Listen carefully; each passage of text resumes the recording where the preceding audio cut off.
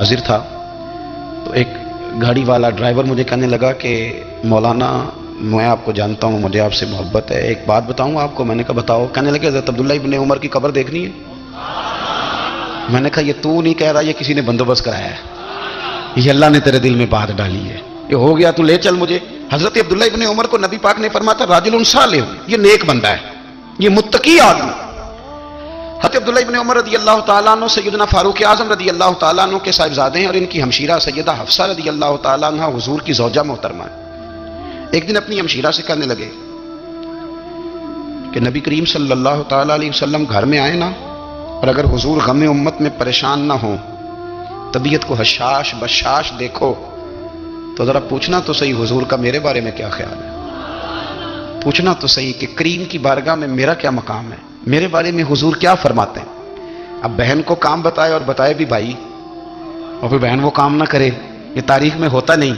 हज़रत उमर फारूक रज़ी अल्लाह तआला अन्हु की साहिबजादी उम्मुल मोमिनीन रज़ी अल्लाह तआला अन्हा फरमाती हैं कि मैं तो बस मुंतज़िर थी। उन्होंने तो कहा था ना कि अगर तुम हशाश बशाश देखो तो बात करना, लेकिन हुजूर तशरीफ लाए, मेरी बारी थी, मेरे घर तशरीफ लाए, खाना पेश किया तो फौरन मैंने अर्ज की हुजूर एक बात पूछनी थी। तो हुजूर ने फरमाया पूछिए। मैंने अर्ज की हुजूर मेरे भाई अब्दुल्ला इब्न उमर के बारे में आपका क्या ख्याल है। नौजवानों मेरी बात पे गौर करना, मेरे भाई के बारे में आपका क्या ख्याल है। तो नबी करीम सल्लल्लाहु तआला अलैहि वसल्लम ने मेरी तरफ देखा और फिर हुजूर ज़ेरे लब थोड़ा मुस्कुराए। और बरेली के इमाम कहते हैं कि हुजूर मुस्कुरा देते थे ना, तो जो बड़ा दुखी होता था वो भी हंस पड़ता था। अब सवाल पैदा होता था कि फिर तो उस मुस्कुराहट के लिए इंतजार करना पड़ता होगा कई कई महीने कि हुजूर मुस्कुराएं तो रोने वाले हंसें। तो आला हज़रत फरमाते नहीं, इंतजार नहीं करना पड़ता, ये मुस्कुराते रहना तो हुजूर की आदत है। जिसकी तस्कीन से रोते हुए हंस पड़े, उस तबस्सुम की आदत पे लाखों सलाम। यानी ये तो आदत है हुजूर की मुस्कुराते रहना, इसके लिए इंतजार नहीं करना पड़ता। भाइयों आप ख्याल रखेंगे, गौर करेंगे। हजरत अब्दुल्ला इब्न उमर रज़ी अल्लाह तआला अन्हु के बारे में पूछा तो सैयदा फरमाती हैं कि नबी करीम सल्लल्लाहु तआला अलैहि वसल्लम ना ज़ेरे लब मुस्कुराए और फरमाया हफ्सा तेरा भाई है तो अच्छा, लेकिन मैंने सुना है कि इशा की नमाज पढ़ के सो जाता है और फजर तक सोया ही रहता है। उसे चाहिए कि तहज्जुद के वक्त उठा करे, अल्लाह की बारगाह में हाजिर हुआ करे, आहुजारी करे, सजदे करे, इबादत करे, उठता है और फजर में जाके उठता है। हजरत जनाब हफ्सा रज़ी अल्लाह तआला अन्हा कहती है मैंने जनाब अब्दुल्ला इब्न उमर को पैगाम दिया और मैंने कहा मेरे जवान भाई सुन, नबी पाक ने फरमाया है तो अच्छा, पर तहज्जुद में नहीं उठता, नफल नहीं पढ़ता। ओ मेरी मिल्लत के जवानों, मजा नहीं आ जाता जब सारी दुनिया सोई हो, सारी दुनिया, और बिस्तर भी गर्म हो और नींद भी पूरा गलबा कर रही हो, और अचानक घंटी बजे दिमाग में, आंख खुले, घड़ी पे नजर पड़े 3:30 4 बजे का, फिर उठ के वुजू करे और जब वो मुसल्ला खोल के बिछाए तो मदीने वाले जो उसकी शान के लायक है, जो उसकी शान के लायक, वो मुस्कुराता है, खुश होता है कि मेरा बंदा तहज्जुद में उठ गया, वो मुस्कुराता है। काश हमारी सुबहें कभी अपने मालिक के नाम हो जाएं, काश के सुबह। हजरत अबुल हसन रहमतुल्लाह ताला अलैह हजरत मुआज़ इब्न जबल रज़ी अल्लाह ताला अन्हु के पास बैठा करते थे। फरमाते हैं उनसे जो प्यार बढ़ा तो फिर मेरा मुसल्ले से जाता हूँ काम ढूंढने। तो मेरी बीवी बड़ी फरमा बरदार थी, पर उस दिन ना गुर्बत के हाथों तंग आके कहने से निकला, पर मैंने सुबह से लेके जोर तक काम ढूंढा, काम मिला कोई नहीं। फरमाते हैं कि मैंने ना फुरात के पानी से वुजू किया, नहर के, शदीद धूप थी, साथ रेत थी और रेत तप रही थी, मैंने अपना रुमाल वहीं मुसल्ला के तौर पर बिछा लिया और फरमाते हैं कि जोर से लेकर असर तक नमाज पढ़ी, धूप भी पूरे जोर पे, पर मेरे सजदे का ज़ौक़ भी पूरे जोर पे। फरमाते हैं सूरज भी चमक रहा है और रब की इबादत का ज़ौक़ भी पूरे जोर पे। मैं सजदा करूं तो फिर मेरा उठाने को जी न चाहे। मेरे उस्ताद लिखा करते और मैंने आवाज दी कि भली मानस कहां हो, तो वो कहने लगी आप मुंह हाथ धो ले। मैंने कहा कि बच्चे कहां गए, कहने लगी वो खाना खा के खेलने गए। बीवी से पूछा ये कहां से आया खाना, बच्चों को तूने कहां से खाना खिलाया, ये सारा कुछ कैसा है। तो कहने लगी पता नहीं आज आप किस करीम की मजदूरी करने चले गए, किस करीम की, मेरे घर में तो इतनी नए दरवाजे आज चले गए थे। ये कहते कहते वो उठी और उठ करके कहने लगी पहले बड़ा कुछ आया था, अब क्या ले आए हो। और जाकर के ना उसने वो रेत वाला रुमाल खोला, कहने लगे मैं तो लेके आया था रेत, तो मेरे रब ने उसे भी सोने और हीरे बना दिया था। जब आपकी तवज्जो अल्लाह की जानी, मेरे नबी पाक सल्लल्लाहु तआला अलैहि वसल्लम ने फरमाया हर चीज अपने रब से मांग, ہر چیز مانگ، ہر چیز مانگ۔ یا رسول اللہ کیا کچھ؟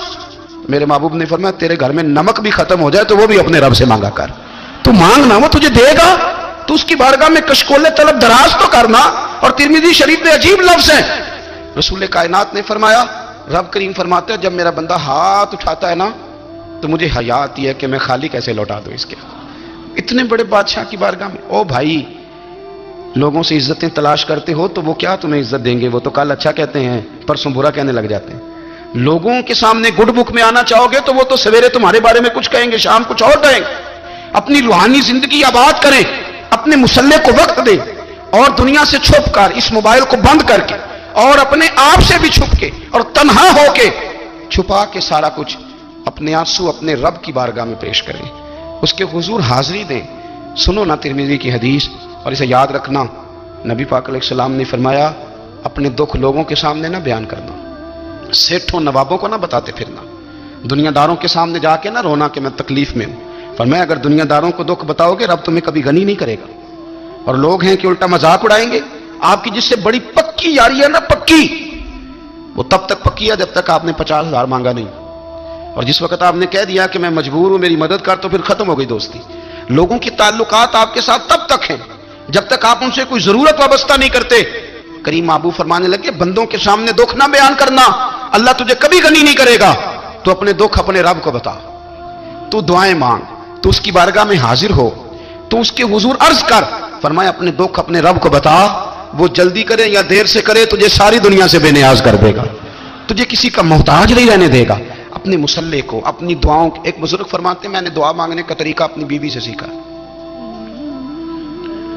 دعا مانگنے کا طریقہ اپنی، سیکھنے والے تو اپنے بچوں سے بھی سیکھ لیتے ہیں، سیکھنے والے تو ہر ایک سے سیکھتے ہیں۔ وہ کہتے ہیں میں نے دعا مانگنے کا سلیقہ اپنی بیوی سے سیکھا ہے۔ حضرت وہ کس طرح؟ فرمانے لگے میری بیوی نے نا مجھے کوئی کام بتایا، کچھ پیسوں کی ضرورت کے لیے کہا، تو میں نے اسے کہا کہ بھئی ابھی میرے پاس نہیں ہے، کچھ دنوں میں آتے ہیں تو میں دے دوں گا۔ عورتوں کی عادت ہوتی ہے وہ بار بار یاد کراتی ہیں، 2-4 دنوں کے بعد پھر اس نے کہا حضرت وہ میں نے کہا تھا کچھ پیسے، میں نے اسے کہا کہ ابھی میرے پاس نہیں ہے، کچھ دنوں میں ملتے ہیں تو میں تمہیں دے دوں گا۔ اس نے کچھ دنوں کے بعد پھر کہا حضور وہ میں نے کچھ پیسے کہے تھے۔ فرماتے میں نے ڈانٹ دیا، میں نے کہا کہ کیا تو روز مجھے شرمندہ کرتی ہے، کہا نا میرے پاس نہیں ہے، ہوں گے تو دے دوں گا، تو روز یاد کراتی ہے۔ فرماتے ہیں اس نے پہلے تو میری ڈانٹ کو سہا، پھر میرے سخت جملوں نے اس کی آنکھوں میں آنسو پیدا کر دیے، پھر اس نے اپنے آنچل میں اپنے اس دکھ کو سمیٹا، اور پھر اس نے ایک جملہ کہا تو میں رو پڑا، اور مجھے اپنے رب سے مانگنے کا طریقہ آ گیا۔ مجھے کہنے لگی حضرت جی آپ نے ڈانٹ دیا، میں نے سہ لیا، پر آپ ہی میرے شوہر ہیں، بتائیں نا آپ سے نہ کہوں تو میں کس سے جا کے کہوں۔ فرماتے ہیں میں رو پڑا، اور میں کھل کے رویا، اور میں تڑپ کے رویا، اور پھر میری سسکیاں بند گئیں۔ تو مجھے کہنے لگی آپ کو کیا ہوا؟ میں نے کہا مجھے بھی دعا مانگنی آ گئی ہے، جب میں اسے کہوں گا نا اللہ تو ہی میرا رب ہے، میں تجھ سے نہ کہوں تو میں کس سے جا کے کہوں؟ میں کیوں کسی بندے سے سوال کروں؟ میں کیوں کسی دنیا دار سے کہوں؟ میں تیرے بندوں کا، نیک بندوں کا وسیلہ لے کے، تیرے محبوب کی غلامی لے کے تیری بارگاہ میں آئیں، تجھ سے نہ مانگوں تو کس سے مانگوں؟ سمجھ آ گئی ہے جب میں اس رنگ میں مانگوں گا تو پھر رب میرے اوپر بڑا ہی فضل فرمائے گا، وہ میرے اوپر بڑی رحمت کرے گا، وہ میرے لیے آسانیاں کرے گا۔ عزیز دوستو ہم اس طرح کرنے لگ گئے ہیں کہ ہم نے نا اپنے تعلقات پر اعتماد کرنا شروع کر دیا ہے۔ میرے تعلقات بہت ہیں، ہم نے اپنی دولت پر اعتماد کرنا شروع کر دیا ہے، میرے پاس دولت بہت ہے، ہم نے اپنے علم پر، اپنی شہرت پر اعتماد کرنا شروع کر دیا ہے کہ میرے پاس فلاں چیز بہت ہے۔ یاد رکھنا جب بے نیاز اپنی صفت بے نیازی دکھاتا ہے تو بڑی بڑی دولتوں والے مجبور نظر آتے ہیں۔ بھائیو جب انسان کا رشتہ اپنے مالک کے ساتھ ہوتا ہے پھر تو غم بھی کچھ نہیں کہتے، پریشانیاں بھی کچھ نہیں کہتی، پھر تو زندگی صبر والی، پھر تو زندگی توکل والی، پھر تو زندگی بھروسے والی، پھر انسان اپنے آپ کو رسوا نہیں کرتا، دنیا داروں سے امیدیں اس کی ختم ہو جاتی، امیدیں اللہ رسول سے لگا لیتا ہے، مضبوط ہو جاتا ہے، مضبوط، طاقتور ہو جاتا ہے، خوددار ہو جاتا ہے، باوقار باعزت ہو جاتا ہے۔ حضرت بہلول دانا رحمۃ اللہ علیہ بیٹھے تھے تو ہارون رشید حج کر کے آ رہا تھا،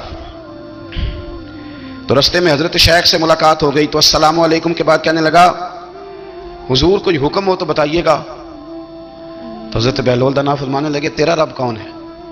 اس نے کہا اللہ۔ تو فرمایا میرا کون ہے؟ کہا اللہ۔ فرمانے لگے تو بڑا ہی بیوقوف ہے، کیا تو یہ سمجھتا ہے کہ رب ہارون رشید کو تو دے گا اور بہلول دانا کو بھول جائے گا؟